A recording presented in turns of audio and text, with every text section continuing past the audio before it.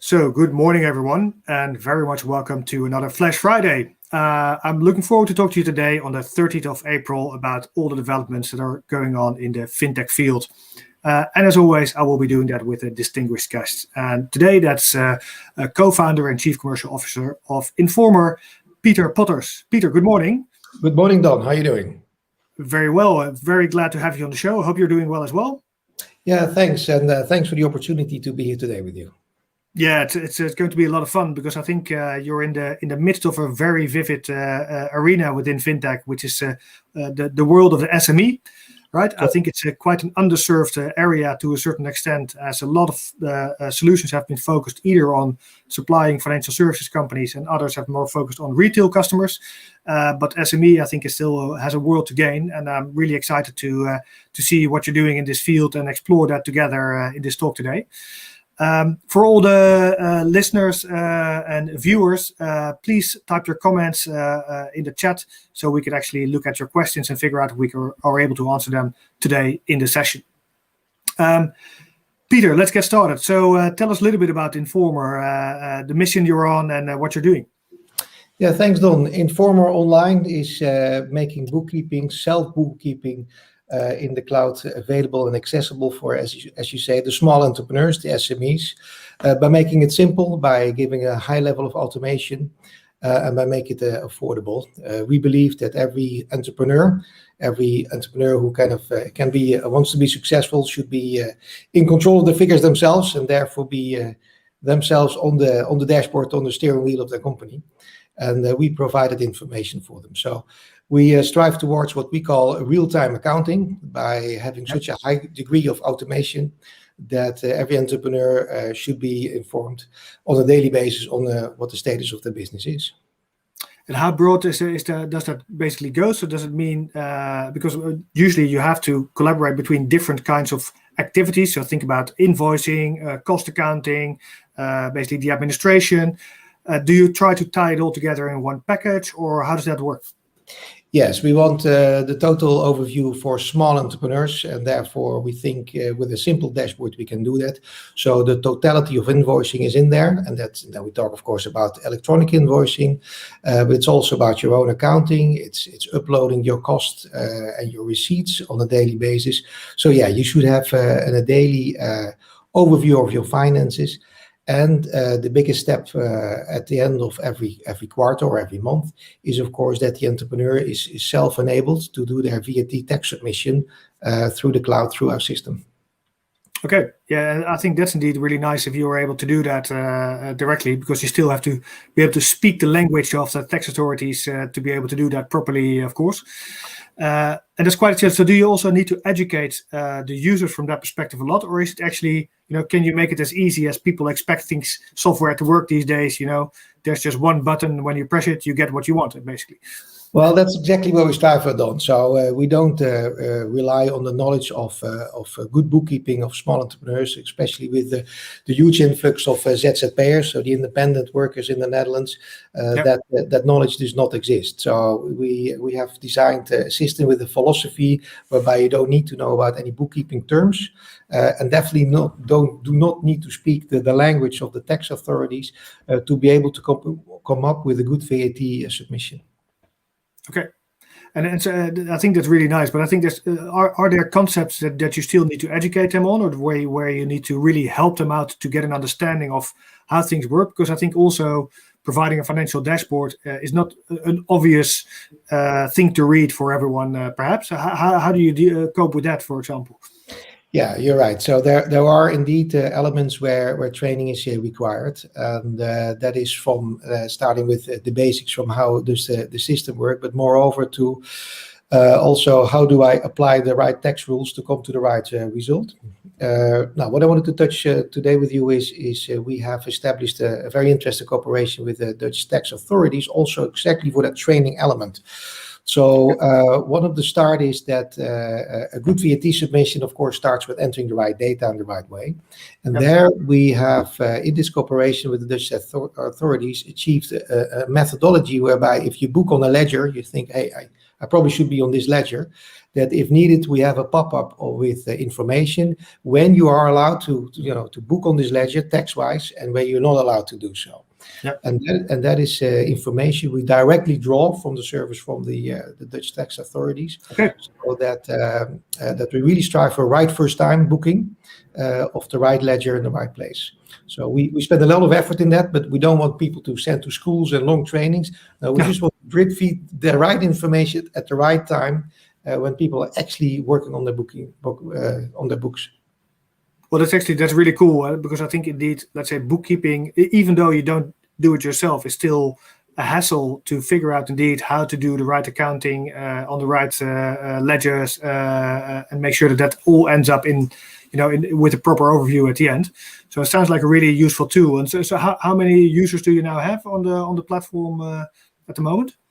Yeah, we have grown with our online platform since 2015 is when we started, and since then we have created quite an elaborate users group. We do not disclose as a private company the number of users, but we're very proud of the constant growth and numbers we have, and that's not yet in the 6 digits, I must admit, but definitely in the 5 digits at the moment. Nice. So it's a wide range, right? So you mentioned self-employed. How broad is the user group at the moment? We have chosen to be a very flexible tool, which allows a lot of industries in a wide spectrum to use the system. So there's a lot of, let's say, settings which you can alter for your own needs and your own business environment. You can add ledgers, you can remove ledgers. There's a few borderlines which we don't do. So we don't do the very specific bookkeepings for agriculture, where they book in kilos and things like that. So we exclude some sectors, but the majority of sectors we can deal with. Yeah. Okay. Nice. And so I think I'm always excited about it, not per se because I like accounting that much, but I do believe it's sort of, let's say it's basically your ERP, right? So it's basically where everything comes together, and you should be able not just to look at it, but actually also control it to a much larger extent. So that's at least why I'm always excited about how you can actually work with this. But one of the things you actually need for that is also to have the right data, right? So are you connecting to any external data source as well to support decision making, for example, or to make it easy for companies? I think in any case you mentioned the tax authority you connect with. Correct. Yeah, the data entry is an extremely important part of our whole philosophy, and we want to make that data entry as easy as possible. So we have many ways to allow for data entry. So you can have data entry by sending emails to our system. We have, of course, an online app which you can make photos, which we recognize and process your data automatically. And the latest we've added to that is create a chat robot in WhatsApp. So your normal WhatsApp can actually communicate with your bookkeeping. So you can upload your open figures, but you can also upload an invoice or a little receipt when you're on the go to make that very fast and easy. So that's what the user can do. Now, next to that, we have an open API philosophy. So that means anyone and anybody can write towards our system and can enter or upload invoices if of course, the user allows you to do so. And that has a lot of great use cases like petrol companies where you have the petrol passes, they can upload your information right away. There are lots of other companies you can, make sure that with the right language, so the UBL language of invoices, we can upload that information right away. And of course, there's Peppol. Peppol is an online network. I said it's a closed open network, initiative by the EU, whereby it allows system-to-system invoices right away.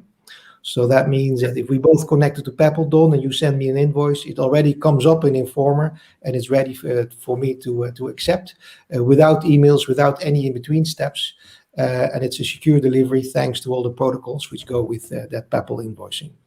So yeah, a lot of time and effort goes to that data entry and to make it as easy as possible, up to the point that we even have robots to grab information out of portals. You all know the frustration of telephone companies where you have to log in, give your password, upload the PDF to get it in your system.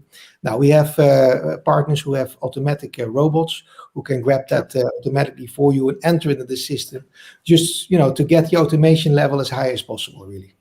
Yeah, I think that's really fabulous, because indeed, let's say typing over data is not something humans get very happy about in general. So I think that's great that you're in that space. And so do you also then basically see that towards bookkeeping robots, in the sense that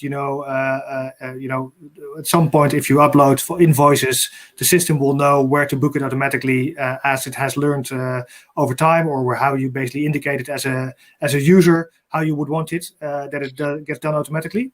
Correct. We have that in place already. So we have what we call robotic accounting. So you can teach the system how to deal with incoming invoices.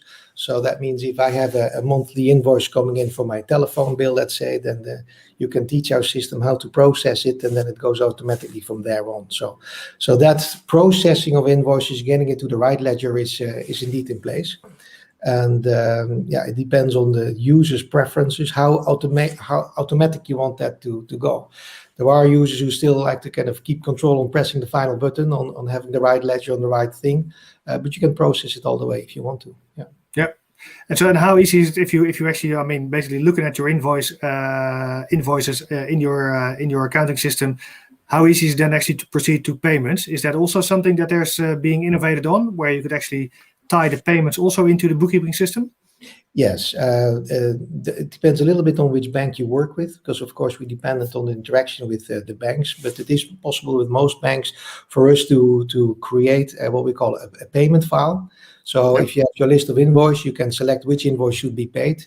That generates one payment file, and we send that to your bank. And then in your bank, you will authorize that payment. And then that payment is processed directly and automatically. So that's a batch payment, basically. Sorry? Right? Is that then a batch payment, if I understand it correctly? Yeah. Okay. Yeah, I think that's and so do you see that that's evolving? Do you think that that's becoming easier to connect these kind of interactions, and actually, let's say, not just financial information, but actually also financial activity within the bookkeeping system, to tie that all together? Yes, absolutely. I think the level of automation goes up, which is good news for everybody. And we are not so much focusing anymore of having it automated, but the speed at which it's automated. So from being able to process it correctly, we're now into how do we get it all real time? Because if you have it real time, your information on your bookkeeping is always real time, up to date, and that's what we aspire to. It is possible in some setups and configuration, but not in all bank agreements yet. But that's definitely for us the focus. Yeah. And so, and do you still also require people to basically sort of do you have like staff that also sort of checks how people do their bookkeeping, and do you have to sort of or do you give advice on the side to facilitate the entrepreneurs? Is there still a human factor in there, basically? Is there a human factor in it? Well, if you are a customer of Informer, we'll make sure that you know how to run the system, and that's the clear line we place, because we would not want to get into financial advice and financial or accounting advice, and definitely not in tax optimization discussions. That's for us a bit too far. I think you do need your specialists in there. But what we do is we have a range of partners in place who are used to work with Informer. And they are readily available for that last step. So we deliberately say we want to be there for customers up to the VAT submission, including the VAT submission. And for that, we've also created an automatic link with the Dutch tax authorities. But when it comes to your annual tax declaration, it may or may not require expertise, and that's where we really leave it in the right place.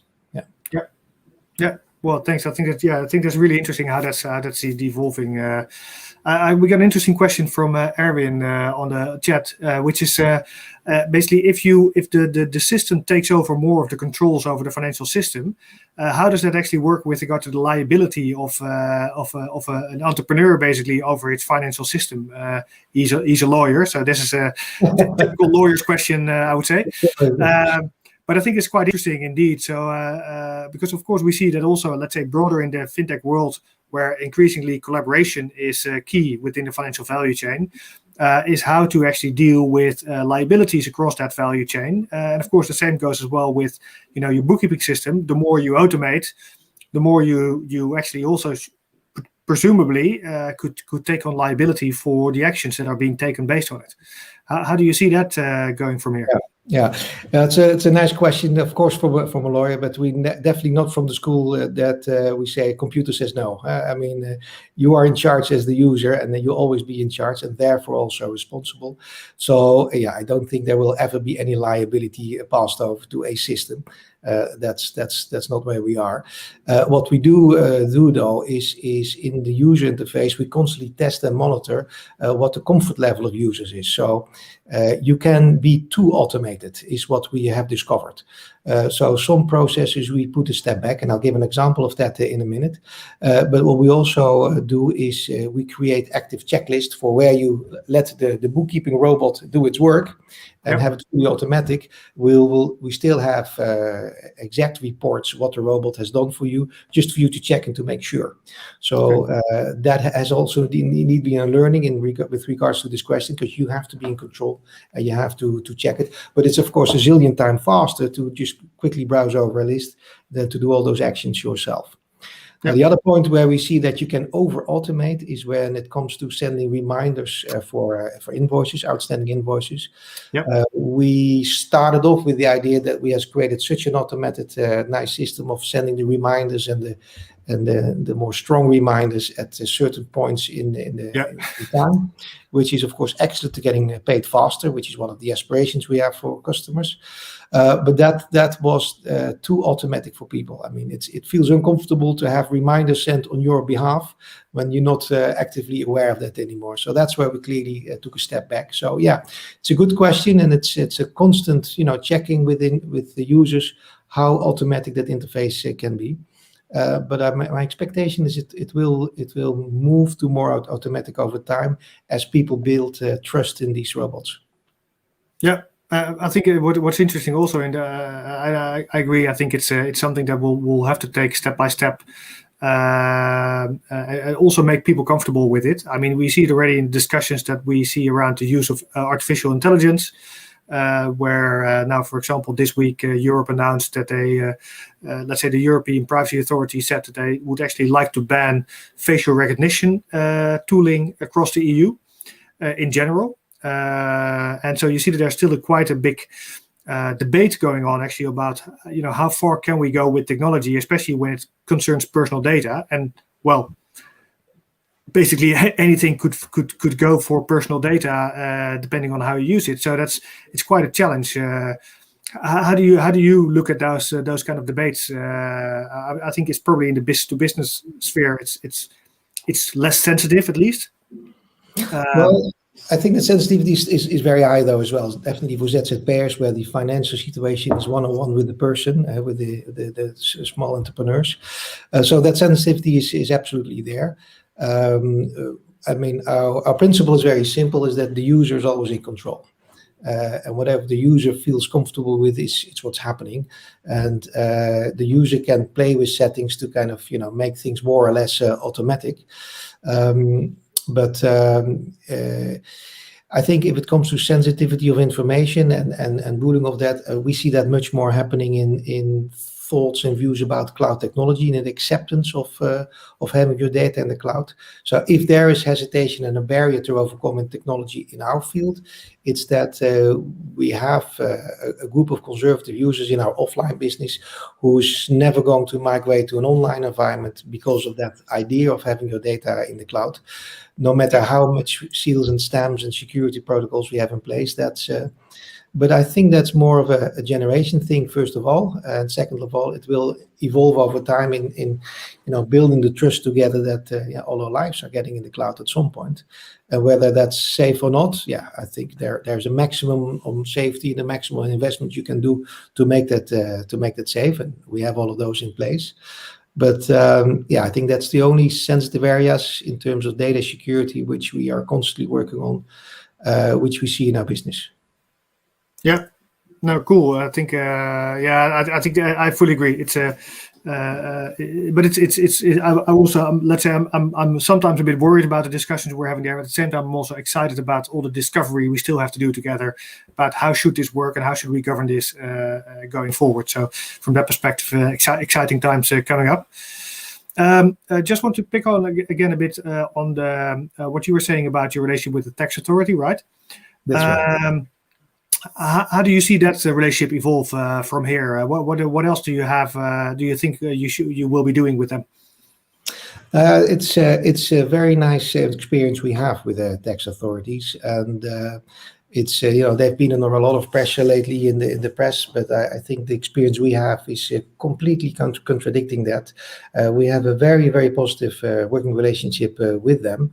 And basically, this in this call, I would like to take the opportunity to invite everybody from Holland FinTech to seek cooperation with the tax authorities where you can or see appropriate, because they're very open and transparent in doing so. So where I started to talk about having that little bookkeeping help at the beginning of the process, it's part of a wider philosophy of them, which they call compliance by design. And they have, of course, been faced by an enormous tsunami of new entrepreneurs coming into the market, having to do their tax authorities, all the independent workers in the Netherlands, 1.3 million. So they are having a very fundamentally good strategy to cope with that. And they call that compliance by design. And that's basically consists of two elements. One is having the data right at the start, which we just talked about. And then it's about having a closed chain for that information to get it all the way to the tax authorities. Now, that closed chain, there are a few elements happening at the moment, which are very exciting. One is with regards to the VAT submission. So what we've established with the Dutch tax authorities is a closed chain in terms of doing your VAT submission. You can do that directly from our system in 4 steps. It's checking your VAT, sending your VAT, doing the payment right after it with an ideal payment, and getting a check back from the tax authorities that they received everything correct and well. So no longer need to log into their portal. It's all fully automated, and therefore the data process is wall-to-wall connected. A big step which is open for everyone. So any supplier who wants to use that is welcomed by the tax authorities to create that link as well. And the other one is with regards to your annual tax declaration, and there they are very, let's say, constructive in cooperating with the industry about setting standards, because we need a few standards to make that technology transfer of that data transfer possible throughout the chains. So one of the standards is a bookkeeping standard which I support, which is RGS. It's a ledger scheme which is standardized, so everybody can refer to that. So it's referentiegrootboekschema. They fully embrace that and support that, and that is also the base for a data transfer file from bookkeeping systems to reporting and tax systems. So this way there is full traceability of data going back and forth. Which used to be a big problem in our industry. So we created a standard file between those two parts. So your bookkeeping system and your reporting system, which is called the RGS Brugstaat, which is a great achievement actually by Gerard Botterman of GBnet, who was able to bring parties together and set that standard, and the tax authorities have embraced that, because again, it helps to their philosophy, closed chain of data from beginning to end. So those principles are really helpful, and the next where they're working on now, and that's where we talk a lot with them as well, is to get a good data abstract from bookkeeping systems like ours, as they call that automatische winstaangifte. So as a preset of data which you can upload to your tax submission, where all the data is already coming directly from your own bookkeeping system. So also that with a vision to keep closed loops in data transfer. So there's a lot happening there, and I think there's a lot of colleagues of us in Holland FinTech who somehow will or can play a part in that. And I would encourage everybody to do so, because I really do believe that as a Dutch national, we can be proud of the level of cooperation and automation our tax authorities have created in that space. And that if we embrace this as an industry, that we really can achieve a lot in terms of convenience for our users, because that's ultimately where we are, of course. We just want to make it as simple as possible for people like you, Don, with your company to do your VAT submission. Just make it simple, foolproof as we can, but that requires standardization, that requires easy flow of data, and requires to have a lot of tax laws inserted into expert systems like ours, to make sure that you don't have to think about these things anymore. No, I think that's really great, and I think that's ultimately, I think, let's say, especially if you look at the retail experience that the tax authority already deliver in the Dutch market, where your whole tax application at the end of the year is basically pre-filled and already gathers all the data that you need from all the different authorities and employers, for example, to actually come up with a good 360 degrees. If we given indeed the number of the rising number of entrepreneurs, it's really helpful to actually get that also from an entrepreneurial level. And hey, I really believe as well that in the end, we're all kind of an entrepreneur these days. Either if you're doing a gig on the side, or letting out your house for the holiday period, or mowing the grass somewhere for some exchange money. Yeah. I mean, it's everyone does something that's good. It doesn't fall under regular employment these days. So I think it's definitely very wise that the tax authority is coming this way as well, and helping to make life easier. So I think also that invitation that you were just giving, I think it's a really one that we'll definitely pick up on as well, to see how we could help out to bring everyone who should be talking to the tax authority about collaboration gets at the table. So thanks for that invitation. I think it's really useful, and thanks for sharing your example and how to work with them. And so, what's next then, Peter? What can we expect from the accounting world that will make? What do you see on the horizon after this? Well, there's a constant and faster, rapid move in our industry, and that's the great part of it. I mean, the level of automation and innovation is huge. So it's for us, it's the idea to kind of keep up with the speed rather than anything else at the moment. So there's lots and lots to think about. But the overall vision for us is make it as simple as possible for small entrepreneurs. So we require you to have less and less knowledge in order to do it right. To invite every entrepreneur to keep the ownership themselves of the bookkeeping. I think that's extremely important vision from ours, that the current technology allows you to do so. So there's no need to kind of outsource things which are easily automated, which we are. And ultimately, we would like to get fully into what I said at the beginning, real-time accounting. There's no need with current cloud technology and speed of data that you should not be always up to date about your business, what you can still afford, what you made, how much money you made, and what you can still invest. So we'll have still a lot to do to get there, Don, but working on it. Yeah, cool. I think that's a lot there, and especially triggered me as well. She's talked about small entrepreneurs. There was a nice funding round announced for Greenlight, a Canadian kids-focused money management tool. So when will accounting be as simple that also elementary school kids could start their business and work with your system? Are we going to get there, you think? Absolutely, yeah. It's funny because we had an advertisement made about 20 years ago with Informer where a little kid was actually already using the bookkeeping system. So it's definitely our vision. I'm not sure where we're there yet, but yeah, it should be so easy that even the kids could do it. And as kids become more entrepreneurial, they will have to probably as well. Huh? No, exactly, and I think it's definitely, let's say, the financial education is, has gone down, I think, over the past decades, and it's really something we need to pick up again. Of course, already, I think it was interesting. You made me think earlier about the middenstandsdiploma, right? Basically, sort of the entrepreneurship diploma that actually everyone who wants to open a store or something actually needed to first attain. That's all gone now. That's of course why you see that people don't have any pre-knowledge about bookkeeping or financial administration anymore. That's that you mentioned that actually, because that's a big miss in our industry. And for that, we've created a free education platform, which is called Boekhouden voor Beginners.nl. Okay. It's a free tool just to catch up with that gap, because indeed that middenstandsdiploma is no longer there, but it's required, it's needed, I think. So we hope to be able to do that part of the education for the market as well, because there is a gap. I agree. No, exactly, and I think there, from that perspective, especially if you want to be to make a success of any enterprise, you need to understand the financial mechanics. No matter how easy platforms can make it for you to do the administration and the bookkeeping, you still need to understand it well, just to be able to be profitable and make sure that you do the right things within your organization, as well as mitigate the risks that potentially could harm them. So I think it's a really good initiative to actually also get that education going at that level. So cool. So I think it's it's been a fun to talk to you about this, Peter. I'm always really excited about this. That's also why it's also good for everyone listening to know that from 4 till the 11th of June, there's the Amsterdam FinTech Week.